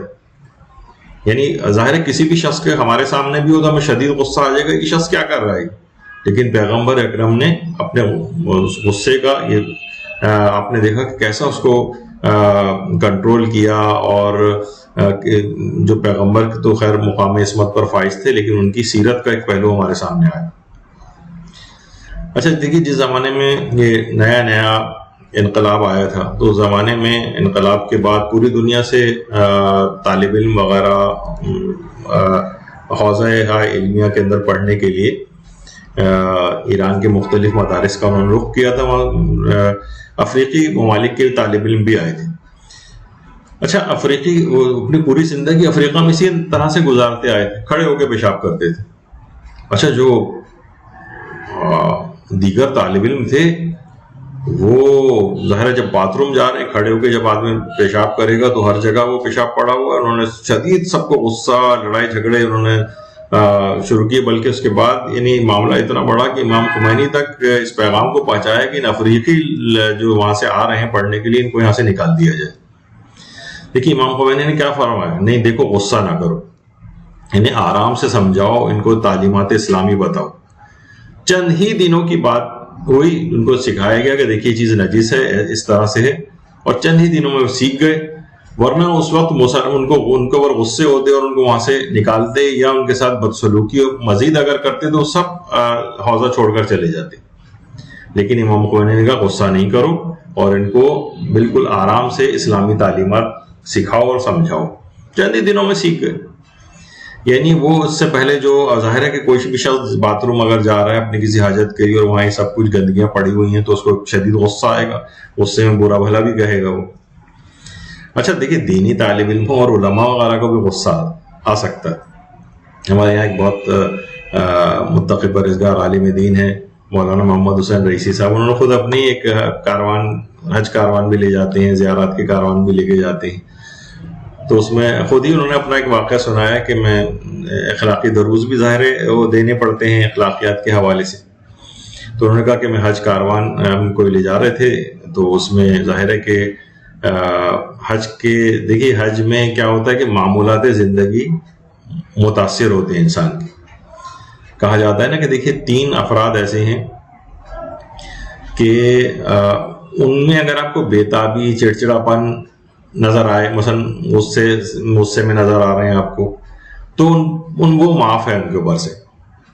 یعنی مثلا ان میں ایک ہے مسافر آپ کو ظاہر سفر اس کے معمولات زندگی متاثر ہو گئے. بہت سے لوگ تو پہلی دفعہ حج و زیارات کے اوپر جا رہے ہوتے ہیں، تو ہر معمول زندگی متاثر ہو گیا. ان کی نیندیں پوری نہیں ہو رہی ہیں، ان کو کھانا مرضی کے مطابق نہیں مل رہا، ان کی اور چیزیں جو ہیں متاثر ہو رہی ہیں. تو مسافر کو آپ کچھ نہ کہیں. اسی طرح سے مریض ہے. اب مریض جو ہے وہ چڑچڑا ہوا ہے، بدمزاجی کر رہا ہے، غصہ کر رہا ہے، معاف کرو اس کو. روزے دار ہے، اس کا بھی ہے بیچارہ سگریٹ پیا کرتا تھا، اب سگریٹ پینے کو نہیں مل رہی، نسوار کہتا تھا وہ نہیں مل رہی ہے، اور کھانا پینا نہیں مل رہا ہے. پورے سال میں مستحب روزے رکھنے کے لوگ عادی نہیں رہے ہیں. اب رمضان جب آتا ہے تو ایک دم سے لوگوں کے اوپر ایک بوجھ پڑ جاتا ہے. تو کیا ہوتا ہے، چڑچڑے ہو جاتے ہیں، سونے جاگنے کی ٹائمنگ متاثر ہو جاتی. حج میں بھی یہی ہوتا ہے، سونے جاگنے کی ٹائمنگ متاثر ہیں، مرضی کا آرام نہیں مل رہا ہے، مرضی کا کھانا نہیں مل رہا ہے، مرضی کے بستر نہیں مل رہے ہیں. روم میٹس باقاعدہ اس طرح کے ہوتے ہیں. اب تو خیر یہ تو بہت ایک کمرے میں 4 6 افراد ہوتے ہیں، لیکن ان سے بھی مزاج نہیں مل رہا ہوتا. کوئی سگریٹ پی رہا ہے، دوسرا نہیں پی رہا ہے، وہ ناراض اور غصے ہو رہا ہے، مزاج نہیں مل رہے ہیں آپس میں. تو بہت سی چیزوں پر غصہ آتا ہے. اور یہ تو تھوڑے سے آپ کو ایسی تصویر دکھا دی گئی جو بہت ہی کسی اچھے ہوٹل کی، لیکن یہ کہ جو اس سے پہلے ذرا ہوا کرتے تھے تو ایک کمرے کے اندر 10 15 افراد بھی جو ہے وہ ٹھہرا کرتے تھے. اتنے سارے لوگوں جو کہ ہم مزاج بھی نہیں ہیں، تو چھوٹی چھوٹی باتوں پر آپس میں غصہ ہونے لگتا ہے. تو خود مولانا محمد حسین رئیسی صاحب فرماتے ہیں کہ میں نے غصے کے خلاف بھی وہاں تقریریں کی کہ دیکھیے غصہ نہ کریں، آپ کے زندگی معمولات متاثر ہوئے ہیں، ایک دوسرے کے کو برداشت کریں. کہنے اس کے بعد عرفات سے مزدلفہ اور مزدلفہ سے مینا کی طرف جب گئے تو آپ کو پتا ہے کہ مینا میں خیمے کتنا لوگ کلوز ایک دوسرے کے رہتے ہیں اور ایک ہی جگہ کے اوپر اتنی زیادہ افراد موجود ہوتے ہیں، تو آپ کو بہت وہاں تو کروٹ لینے کی بھی جگہ نہیں ہوتی، یہاں تک کہ یہ سب بھی اٹھا کے پھینک دیے جاتے ہیں، ایک طرف رکھ دیے جاتے ہیں، کیونکہ ایک آدمی کے لیے اتنی بڑی جگہ نہیں ہوتی جتنی آپ کو نظر آ رہی ہے. تو بہت وہاں تو اگر کروٹ بھی اگر لینی ہوتی ہے مینا کے خیموں میں تو ایک دوسرے سے پوچھنا پڑتا ہے کہ بھائی اب میں کروٹ لینے والا ہوں. تو مولانا محترم کہہ رہے ہیں کہ جب میں خود خیمے کے اندر پہنچا تو سب لوگ لیٹے ہوئے تھے. ظاہر ہے عالم پہلے تو کہنے لگے مجھے کوئی غصہ آنے لگا کہ میرے لیٹنے کی کہیں جگہ نہیں تھی، کھڑا کھڑا مثلاً میں پھر رہا ہوں. تو بعض اوقات خود کسی عالم دین کو بھی غصہ آ سکتا ہے. کہنے پھر میں نے ریئلائز کیا کہ میں تو اسی موضوع پر ابھی تقریر کر کے آ رہا ہوں. تو دیکھیے بہت سے اس طرح سے چیزیں ہوتی کہ بہت سے لوگ غلط مشورے بھی دے دیتے. ایک صاحب تھے، وہ بیچارے ان کے گھر والے شادی نہیں کر رہے تھے ان کی، اس نوجوان کی. تو کسی دوست نے مشورہ دیا کہ تم نے خوب غصہ کرو گھر جا کر. غصہ جب تم کرو گے تو گھر والے مجبور ہو کے تمہاری شادی کر دیں گے. اس نے اپنے دوست کو بعد میں فون کیا تو دوست نے کہا کہ تم نے بھائی وہ غصہ نہیں کیا گھر میں؟ کہا بھائی غصہ ہی کیا تھا, گھر والوں نے غصے کی وجہ نکال دیا, میں مسجد میں بیٹھا ہوا تم کو فون کر رہا ہوں. تو دیکھیے یہ سب چیزیں اس قسم کی ہیں کہ آدمی اپنے آپ کو دیکھے کہ اسے کبھی آگے چل کر ہم اس بات کو ذکر کریں گے غصہ کب کرنا چاہیے اور پر صحیح ٹائم اس کا کیا ہے. اچھا غصہ جو ہوتا ہے بھی اس کی کوئی وجوہات بھی بیان کر رہے تھے.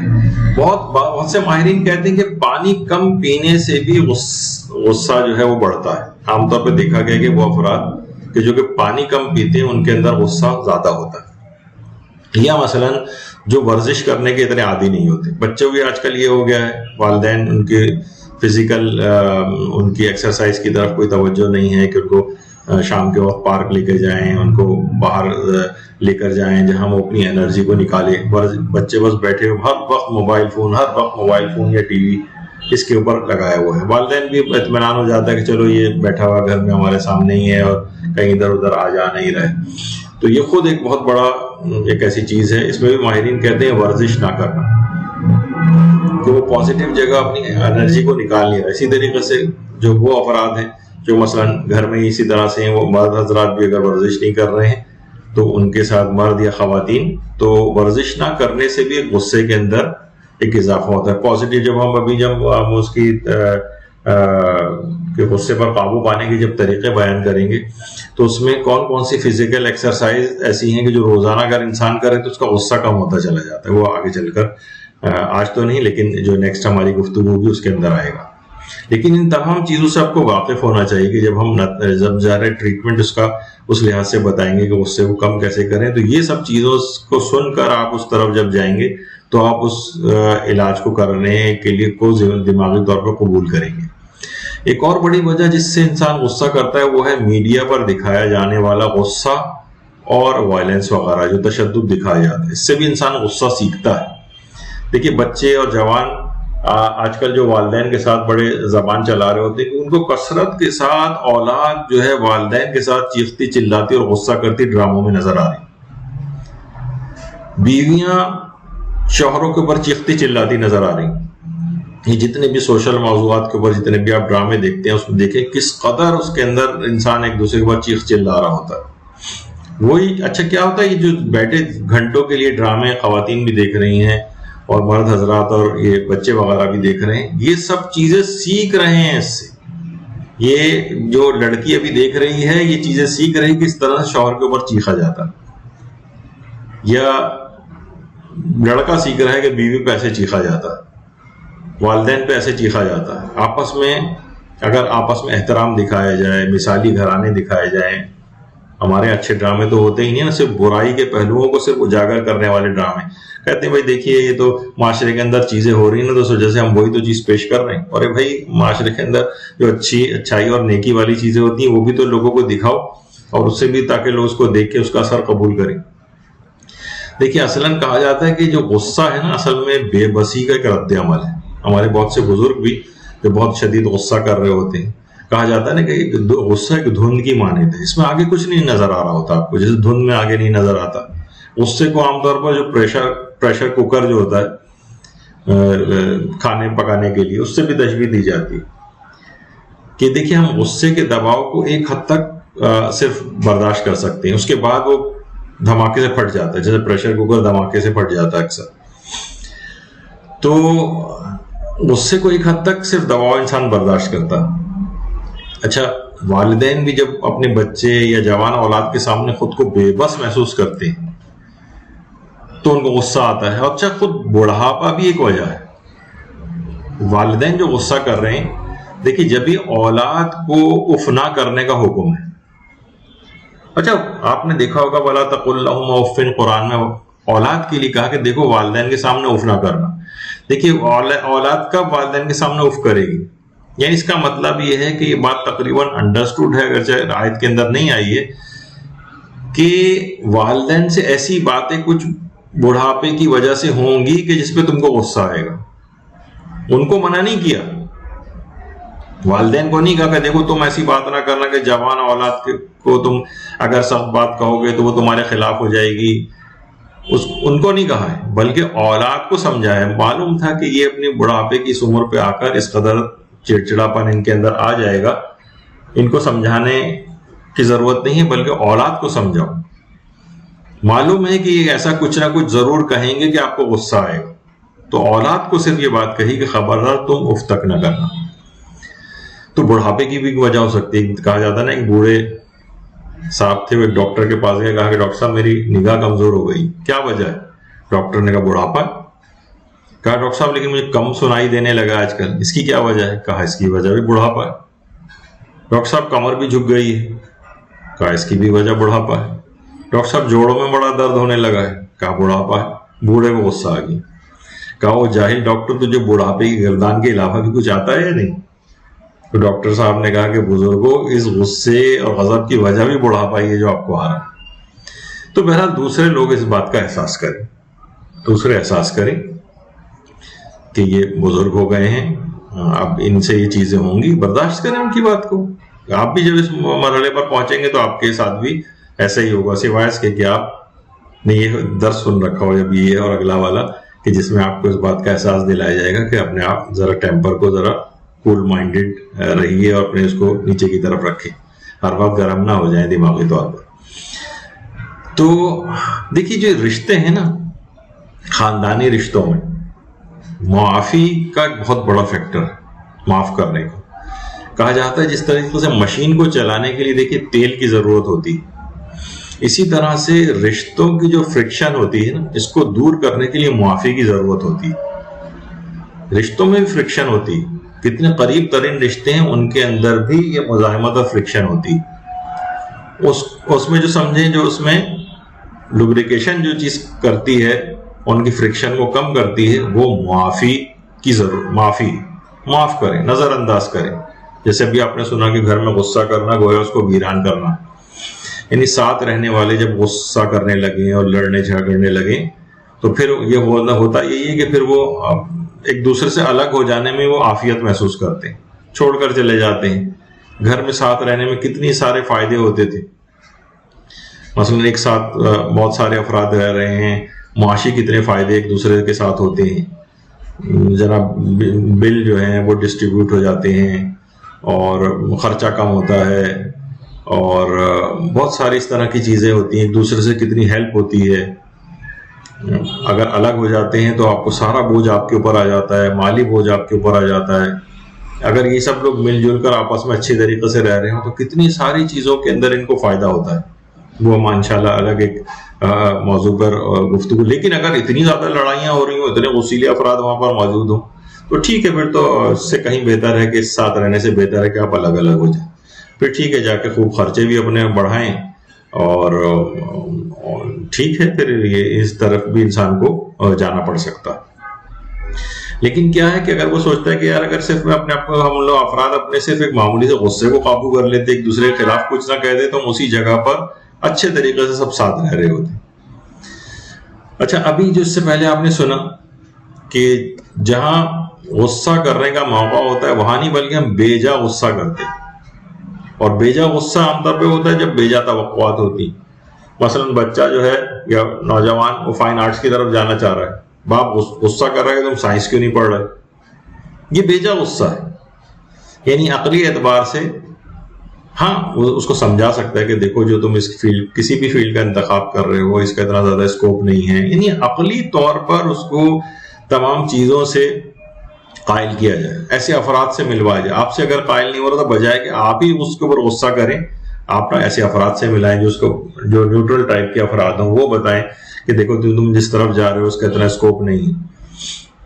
ٹھیک ہے, ان پہ غصہ کر. اچھا, مثلا بہت سے نوجوانوں میں ہوتا ہے کسی خاص جگہ پہ مثلا کوئی وہ شادی کرنا چاہ رہا ہے, مثلا لڑکا شادی کرنا چاہ رہا ہے, اب آپ اس کے اوپر غصہ ہو رہے ہیں, بظاہر کچھ نہیں, لیکن آپ سوچ رہے ہیں کہ نہیں اس سے اور بہتر بھی جو ہے کوئی اور رشتہ ہوگا تو وہاں کریں گے, ابھی ہمارا ان سے وہ نہیں ہے, یا کوئی بھی اس طرح سے. اب بہت سی چیزوں کی بہت عقلی بنیاد نہیں, کہیں عقلی بنیاد بھی ہوتی ہے وہاں, لیکن اس میں بھی غصہ کر کے سمجھانے سے کچھ بھی نہیں ہوتا. وہ بالکل ایک الگ پارٹی بن جائے گا, بالکل ایک الگ آپ سے وہ ہو جائے گا, آپ سے اس کا اگر لیکن ٹھنڈے دماغ سے بیٹھ کے اگر اس سے بات کریں گے, دلائل اپنے دیں گے, تو وہ سوچ بچار کرے گا. لیکن جہاں آپ نے غصہ دکھایا وہاں بس وہ اس کے اندر بھی کہ ریزسٹنس آ جائے گی، وہ آپ کو اپنا دشمن سمجھے گا اور پھر جو بھی اقدام کرنا ہے خود کرے گا. ہاں اگر کوئی کہا جاتا ہے نا کہ غصہ کرنے کی واقعی کرنا ہے تو اپنے نفس پر غصہ کیجیے. آپ کہیں کہ گناہ گار کتنی مرتبہ، ہزاروں لاکھوں مرتبہ تو خدا کی نافرمانیاں کر چکا ہے، تو کب سچی توبہ کرے گا؟ کب تو گناہ کرنا چھوڑے گا؟ خود پر غصہ کیجیے، پھر دیکھتے ہیں کہ کیا ہوتا ہے. ہاں کب غصہ کرنا ہے؟ احکام الہی کو پائمال ہوتے ہوئے دیکھ کر غصہ بنتا ہے. وہ روایات میں ملتا ہے نا کہ تم لوگ مذمت کی گئی ہے معصوم کی طرف سے کہ جب خدا کے احکامات پائمال ہوتے ہیں تو تم بڑے غصہ کرنے لگتے ہو، اور جب احکامات خداوندی کی بات آتی ہے تو اس وقت تو غصہ نہیں کرتے، لیکن جب اپنے خاندانی رسم و رواج ٹوٹتے ہیں تو اس وقت تم بڑا غصہ کرتے ہو. یعنی جو مفہوم روایت کا ایسے بنتا ہے. تو اس موقع پر کریں نا جب احکام الہی پائمال ہو رہے ہیں، گناہوں سے بھرپور شادیاں اور تقریبات ہو رہی ہیں. ایک ہمارا ایک موضوع پہ درس بھی ہو چکا ہے، شب شادی شب گناہ کبیرہ کے نام سے. یعنی اس میں تمام گناہ کبیرہ کی لسٹ بتائی گئی ہے جو اسی چھتری کے نیچے آتی ہیں. یہ جو شادی ہو رہی ہے اور بڑی تقریبات ہو رہی ہیں، اس کے اندر کس قدر گناہوں سے بھرپور یہ شادی ہوتی. تو اس میں غصہ آنا چاہیے. مکس گیدرنگ کو دیکھ کر غصہ آنا چاہیے، بزرگوں کو غصہ. البتہ یہ ضرور ہے، وہ بھی ہم اس پر کبھی الگ سے گفتگو کریں گے کہ اس کے لیے پہلے سے اقدامات لینے ہوں گے. یہ نہیں کہ عین اسی وقت غصہ نکال رہے ہوں، عین اسی وقت تقریب شادی کے اندر آپ نے غصہ کرنا شروع کر دیا اور سب کو وہ کر رہے. نہیں، پہلے سے اس کے اقدامات کریں. دیکھیے ہمارے رسول اکرم اور ائمہ سلام اللہ صلی علی محمد وآلہ، وہ بھی غصہ کرتے تھے، لیکن کیا تھا؟ احکام الہی کو پائمال جب ہوتے دیکھتے تھے تو غصہ کرتے تھے. روایت میں پیغمبر کی حالت بیان ہوئی ہے کہ کان الرمانہ اسرا علی وجہہ صلی اللہ علیہ وآلہ وسلم، ایسا لگتا تھا کہ گویا چہرے پر انار نچوڑ دیا گیا. مولا علی کے متعلق ملتا ہے علیہ الصلوۃ والسلام کہ شبہ المذہب، گویا غصے سے انگارہ بن جاتے تھے. لیکن کیا تھا؟ وہ اسلام کے لیے غصہ ہوتا تھا. ورنہ آپ نے دیکھا کہ وہ جس نے گستاخی کی تھی، جب مولا اس کے جنگ میں اس کے سینے پر چڑھ کر بیٹھ گئے تھے اور اس نے گستاخی کی تھی تو مولا اس کے سینے پر سے اتر گئے تھے. حالانکہ یہ والی گستاخی کوئی کرتا تو ہر شخص غصے سے پاگل ہو جاتا، لیکن نہیں. تو غصے کو بہرحال ابھی کہا جاتا ہے کہ صحیح جگہ پر غصہ کرنے کا ہنر انسان سیکھے. غصے کو کہا جاتا ہے غصہ تلوار کی طرح سے. تلوار اپنے دفاع میں چلائی جاتی ہے، لیکن انسان اگر اناڑی ہو اور تلوار کو ایسے ادھر ادھر گھما رہا ہو ادھر طریقے سے تو خود کو زخمی کر لیتا. مجھے یاد پڑتا جب ہماری NCC کی ٹریننگ ہوتی تھی انٹر وغیرہ کے دور میں، تو اس میں لائٹ مشین گن بھی چلانی سکھاتے تھے. اس میں یہ ہوتا تھا کہ اگر آپ نے کندھے پر دبا کر اس کو نہیں چلایا تو اتنا زور کا جھٹکا لگتا تھا کہ بہت سے لوگوں کے کندھے اتر جاتے تھے، بہت سے طالب علموں کے. تو کیا ہے؟ یعنی غصہ کو صحیح جگہ کرنے کا ہنر آنا چاہیے. کہا جاتا ہے کہ یعنی اس طرح سے مثلا غصہ ایسی جگہ ہونا چاہیے جہاں عقل تائید کرے. ایسی نہیں ابھی میں نے اگر کوئی کسی مثالیں دینی شروع کریں تو پورا درس اسی میں ختم ہو جائے گا. جیسے ابھی کہا کہ بچہ کچھ پڑھنا چاہ رہا ہے، آپ غصہ کر رہے ہیں کہ نہیں تم یہ پڑھو. وہ کہیں رشتہ کرنا چاہ رہا ہے اور کوئی بہت زیادہ ایسی قباحت بھی نہیں ہے، لیکن آپ اس کے اوپر غصہ کر رہے ہیں اور شادی نہیں ہونے دے رہے. تو انہیں عقل بھی تائید کرنی چاہیے. کسی اوقلا کے سامنے رکھیں تو کہیں گے ٹھیک ہے، ان کا اختیار ہے، ان کو کرنے دو. اور اگر کوئی بہت بڑی کوئی خرابی لازم آ رہی ہے وہاں پر تو آپ اس کو دلائل کے ساتھ قائل کریں. اچھا، اسی طرح سے مثلا جب غصہ انسان کرے تو وقت اور جگہ بھی اس کا موضوع جگہ پہ ہونا چاہیے. مثلا بچے کو یا جوان کو اس کے دوستوں کے سامنے اگر آپ غصہ کرنے لگے اور ڈانٹنے لگے، یہ موضوع جگہ نہیں تھی. اس سے معاملات اور خراب ہوں گے. کوئی فائدہ نہیں ہے غصہ کرنے کا، وہ بے عزتی محسوس کرے گا اپنی. اسی طرح سے مثلا شادی کی تقریب ہے، اس وقت آپ نے غصہ کرنا شروع کر دیا کہ یہ کیا مکس گیدرنگ ہو رہی ہے اور یہ کیا ہو رہا، چیخنا چلانا وہاں پہ. نہیں، اس وقت بدمزگی ہو جائے گی. آپ اس کو پہلے سے دیکھیں گے، ظاہر ہے یہ مذہبی افراد نہیں ہیں یا دین کا اس طرح سے معلومات نہیں رکھتے ہیں، تو آپ پہلے سے ان کو فون پہ بات کریں کہ اس موقع پر یعنی وہ مناسب جگہ نہیں تھی وہ بدمزگی کرنے. مثلا کوئی بچہ ہے، وہ کوئی ٹی وی پروگرام پسند کا پروگرام دیکھ رہا ہے یا کھیل رہا ہے، اسی وقت آپ نے ٹیوشن ٹیچر کو ہی لگا دیا وہاں پر. اب دیکھیے کیا ہوگا کہ اس طرح سے جو بچہ جو ہے وہ اس وقت اگر آپ اس کے اوپر غصہ کریں گے کہ تم اس وقت پڑھو بیٹھ کے، تو یہ مناسب وقت نہیں تھا، نہ غصہ کرنے کے اعتبار سے تھا. مثلا جو کھیل کا ٹائم ہے اس کے ہو سکتا ہے بچے کے کھیل شام کو اس کو کھیلنے کا ٹائم، آپ نے اسی وقت لگا دیا اس کو، یہ مناسب بات نہیں. اچھا اسی طرح سے غصہ ضرورت سے ضروری حد تک بس ہو، اس سے زیادہ تجاوز نہ کر، یعنی پروپورشنل ہونا چاہیے. دیکھیے کبھی کبھار گھور کر دیکھنے سے بھی کام چل جاتا ہے. وہ ضرور ہے کہ اب ہم نے اس طرح سے کر لیا ہے کہ اتنا چیخ چلا کے اپنی باتوں کے اثر ہی ختم کر دی. دیکھیے بعض اوقات یہ ہوتا ہے کہ انسان واقعی گھور کے بھی دیکھ لے تو کام ہو جاتا ہے، آنکھیں دکھا کر بھی کام ہو جاتا ہے، ہلکی سی ڈانٹ سے بھی کام چل جاتا ہے. نہ تو بالکل ہی ہومیوپیتھک غصہ ہو، یعنی مقصد ہے کہ اس کا کوئی اثر ہی نہ ہو، اتنا کم ہو کہ فائدہ ہی نہیں ہو رہا، نہ اتنا ہو کہ جناب بس اب سرجری کرنے کی ضرورت پیش آ رہی، یعنی وہ مکھی ہے اس کو آپ اخبار سے بھی مار سکتے ہیں لیکن آپ پورا ایٹم بم مار رہے ہیں اس کو مارنے کے لیے. تو چھوٹی باتوں پہ یعنی دیکھا جائے کہ یعنی غصہ پروپورشنل، ضرورت سے زیادہ نہ ہو، تجاوز نہ کرے، تو پھر اس کی اثر پذیری ہوتی. اسی طرح سے ہے کہ غصے کے اظہار میں کبھی ہوتا ہے کہ دیکھیے نرم لہجے میں بھی سخت بات کی جا سکتی، اور کبھی سخت لہجے میں نرم بات بھی کی جا سکتی. ایسے الفاظ کہے جا سکتے ہیں سخت لہجے میں نرم الفاظ، وہ ہم آگے چل کر جب غصہ کنٹرول کرنے کے طریقے بیان ہوں گے 100 چیز آئے گی. تو کچھ چیزیں ایسی ہیں غصے کے اندر کہ جن کا خیال رکھنا چاہیے، جیسے کہ ابھی بیان ابھی اس سے پہلے جو ہم نے ذکر کیا تھا غصہ ممدوح بھی ہوتا ہے، مذموم بھی ہوتا ہے. لیکن ممدوح کب ہوتا ہے؟ اپنی جان و مال و عزت بچانے کے لیے، اپنے اہل خانہ اور ان کے کو بچانے کے لیے، ان کے دین کو بچانے کے لیے، اپنے اور ان کے دین کو بچانے کے لیے، اپنے وطن کے دفاع کے لیے. اس میں اگر کسی کو ظاہر غصہ آ رہا ہے تو یہ پسندیدہ ممدوح، یعنی ایسا غصہ جو عقل کے تابع ہے، نفع بخش غصہ ہے. یعنی آپ نے غصے کا رخ صحیح طرف موڑا ہے، یہ نہیں کہ اس غصہ کا رخ موڑ کے اپنے ہی گھر والوں، اپنے ہی مومنین، اپنے ہی بیوی بچوں کے اوپر جو ہے انسان نکال رہا ہوں. تو دیکھیے اپنے گھر میں انسان اتنی زیادہ اکڑ نہ دکھائے، یعنی ہے انشاءاللہ جب ہم آگے چل کے گفتگو آئے گی، بعض اوقات مرد حضرات زیادہ غصہ کرنے، عورتوں کے غصے بھی کر رہی ہوتی ہیں لیکن بہت اتنا اثر نہیں ہوتا اس لحاظ سے، لیکن مرد غصہ اگر کریں تو بہت زیادہ گھر کے اندر گھر کا ماحول اور زیادہ خراب ہوتا ہے. تو وہ اپنے مردانگی کو اور اس لحاظ سے جو اس کم جذباتی مرد کو پروردگار نے بنایا ہے عورتوں کی نسبت، تو وہ اس صفت کو اس طرف نہ لے جائے کہ وہ اتنا ہی جذباتی ان جیسا بننے کی کوشش کرے. تو جسے کہا جاتا ہے نا کہ عام طور پر یعنی گھر میں انسان جو ہے سیلز مین والا جو اخلاق ہے وہ اس کا مظاہرہ نہ کرے.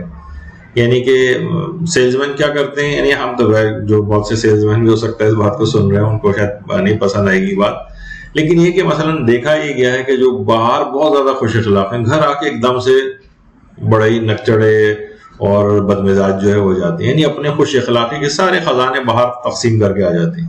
اب گھر میں آتے ہیں تو جناب بات بات پر غصہ کر رہے ہیں، یا گاہکوں کی بھی جو اور باتیں ہیں وہ ساری اپنے لوگوں کے اوپر نکال رہے ہوتے ہیں. یہی وجہ ہے کہ ہمارے پیغمبر اکرم ختم مرتبہ صلی اللہ علیہ وآلہ وسلم فرماتے تھے کہ تم میں سب سے بہتر وہ ہے جو اپنی بیویوں کے ساتھ اچھا سلوک کرتا ہے، سب سے بہتر وہ ہے. بلکہ پیغمبر فرماتے تھے کہ فَأُحِبُّ أَنْ أَكُونَ كَرِيمًا مَغْلُوبًا وَلَا أُحِبُّ أَنْ أَكُونَ لَئِيمًا غَالِبًا. مجھے یہ بات پسند ہے میں کریم رہوں خواہ مغلوب رہوں، میں بد اخلاق بن کر ان پر غلبہ حاصل کرنا نہیں چاہتا. تو دیکھیے بعض اوقات ہوتا ہے نا کہ دیندار و متقی افراد عموماً بظاہر اپنی بیویوں سے ذرا دب کر رہتے ہیں، نظر آتے ہیں آپ کو، یعنی وہ زیادہ مداخلت نہیں کرتے ان کے کاموں میں، کہ گھر میں لڑائی اور غصہ وغیرہ نہ ہو.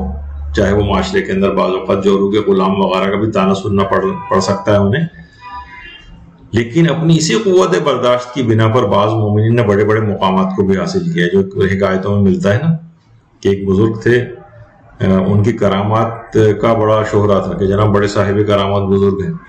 تو ایک آدمی کو تلاش کرتا ہوا آیا کسی دوسرے شہر سے، اور ان کے متعلق اس نے یہ سنا تھا کہ جناب وہ اتنے صاحب کرامات ہیں کہ شیر کی سواری کرتے ہیں، شیر کے اوپر سواری کرتے ہیں اور سانپ کا کوڑا جو ہے وہ استعمال کرتے ہیں.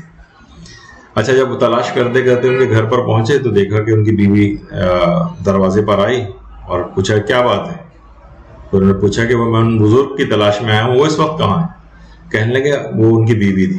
تو کہنے لگے ارے اس مکہ ریار اور ریاکار کو تم تلاش کرتے آئے ہو, کس چکر میں تم پڑ گئے؟ اور بڑی برائیاں کی. وہ شخص بھی سخت پریشان ہوا کہ میرے تو سارے شہروں سفر کر کے جو میں آیا ہوں ساری محنت میری پوری سفر کی بیکار ہو گئی. تو بہرحال وہ بیچارہ مایوس ہو کے جانے لگا تو اس کے محلے والوں نے اس کو روکا. اس بزرگ کے محلے والے جو تھے کہا کہ دیکھو اس عورت کی باتوں پر بھروسہ نہ کرو, یہ بہت غصیلی اور بد مزاج ہے. اسی وقت وہ دیکھا کہ وہ بزرگ شیر کی سواری اور سانپ کا کوڑا لیے ہوئے شیر کے اوپر بیٹھے ہوئے آ رہے ہیں. اچھا مولانا روم نے بھی اس حکایت کو لکھا ہے. وہ شخص جا کر ان کے قدموں میں گر گیا کہ حضور آپ کی بیوی آپ کے متعلق یہ رائے بیان کر رہی تھی, میں تو گمراہ ہو گیا تھا, مجھے معاف کر دیجئے, میں تو بدگمانی کا شکار ہو گیا. تو وہ بزرگ مسکرائے اور ہنس کر کہا کہ اس کی اسی بد مزاجی اور غصیلی طبیعت پر غصہ کرنے کے بجائے میں نے صبر و ضبط سے کام لیا ہے, جس کی وجہ سے آج مجھے کرامت نصیب ہوئی کہ میں شیر جیسے درندے پر سواری کر رہا ہوں, سانپ جیسے موذی میرے ہاتھ میں کمزور رسی کی طرح سے اللہ نے میرے لیے مسخر کر دیا. یہ کرامت اس کی بد مزاجی اور غصیلی طبیعت پر صبر کرنے کا انعام ہے. تو اگر میں یہ اپنے غصے کو کنٹرول نہ کرتا اس کی باتیں سن کر صبر نہ کرتا تو آج یہ شیر نر میری بیگاری نہ کر رہا ہوتا. تو دیکھیے اسلام کے احکامات پر جو عمل ہے یہ سب سے بڑی کرامت ہے. یہ نہیں کہ آپ کو معاشرے کے اندر شیر پر سوار کیے ہوئے لوگ اس طرح سے ملیں گے, ہر آدمی آپ کہیں گے جو بھی اس طرح سے برداشت کر رہا ہے گویا جو ہے وہ بڑا صاحب کرامت ہے. نہیں, اسلام کے احکامات کے دیکھیے کہا جاتا ہے نا کہ استقامت جو ہے وہ 1000 کرامتوں سے بہتر اور افضل ہوتی ہے, اور شریعت پر جو استقامت ہے یہ 1000 کرامتوں سے افضل ہے. یعنی سب بہت بڑی چیز ہے. کہا جاتا ہے نا کہ کوئی شخص تھا وہ بہت عرصے تک ایک عالم کی خدمت میں رہا کہ چلو ان کے پاس رہتے ہیں. پہلے زمانے میں اس طرح سے رہا کرتے تھے. جب 10-15 سال بعد کہنے لگا اب میں جا رہا ہوں آپ کے پاس سے, کیونکہ میں نے آج تک کبھی آپ کو کوئی کرامت دکھاتے نہیں دیکھا. تو ان عالم نے کہا کہ اچھا تم یہ بتاؤ کہ کبھی تم نے مجھ کو شریعت کی خلاف ورزی کبھی کرتے دیکھا؟ کہا کہ نہیں, شریعت کی خلاف ورزی تو کبھی نہیں کرتے دیکھا. تو کہا کہ کیا اس سے بڑھ کر بھی کوئی کرامت ہو سکتی ہے کہ انسان 10-15 سال کسی کے ساتھ رہے اور کوئی شریعت کے خلاف عمل کرتے نہ دیکھے؟ تو یہ مقصد نہیں ہے کہ اس کا کہ آپ کوئی توقع یہ کریں کہ کوئی بہت بڑی کرامتوں کا ویسا ظہور ہونے لگے گا. اصل میں شریعت پر عمل اور اسلامی احکامات کے مطابق عمل یہی سب سے بڑی کرامت ہے. تو ہمارے عام طور پر کہا جاتا ہے کہ مرد عارف وہی ہے کہ جو کہ اس قسم کا ہو کہ جناب وہ کوئی کرتب بازی وغیرہ جو ہے وہ دکھا رہا ہو. تو یہ دماغ میں یہ بات رہنی چاہیے. تو بہرحال آپ نے آج دیکھا کہ غصہ اور غضب کے کتنے تباہ کن نتائج, جس کے کس قدر تباہ کن اثرات ہوتے ہیں. اور اگلی نشست میں یہ تمام باتیں سننے کے بعد اب آپ کا دماغ اس طرف پر مائل ہو جائے گا کہ کبھی ایسی صورتحال ہمارے ساتھ پیش آ جائے کہ ہمیں غصہ ہو تو ہم اس غصے کو کنٹرول کیسے کریں. تو یہ ہماری انشاءاللہ اگلی گفتگو کا عنوان ہوگا. لیکن اس گفتگو سے پہلے یہ گفتگو کرنا بہت ضروری تھی تاکہ آپ کو اس خطرناک اخلاقی برائی, اس کے عواقب اور اس کے نتائج سے آگاہ کیا جا سکے, تاکہ دماغ اس بات کو قبول کرنے کے لیے تیار ہو جائے کہ ہمیں ہر صورت اس مرض سے اپنا پیچھے چھوڑانا ہے. یہ جو ہر وقت غصے میں رہنے کی کیفیت ہے, گھر تباہ برباد ہو رہے ہیں, بچے تباہ برباد ہو رہے ہیں, خاندانی سسٹم تباہ برباد ہو رہے ہیں اس غصے اور غضب کی وجہ سے. اس کے کازز کی طرف بھی دماغ رکھیے اور اس کی علامتوں اور اس کے عواقب اور نتائج کی طرف نگاہ رکھیں. پھر اس کے بعد اس کو ختم کیسے کریں یا اس کا رخ کیسے موڑیں یا اس کو کم کیسے کریں, اس کے طریقہ کار انشاءاللہ اگلی گفتگو میں ہم بیان کریں گے. وصلی اللہ علی محمد وآلہ الطیبین الطاہرین. اللہم صل علی محمد وآل محمد وعجل فرجهم.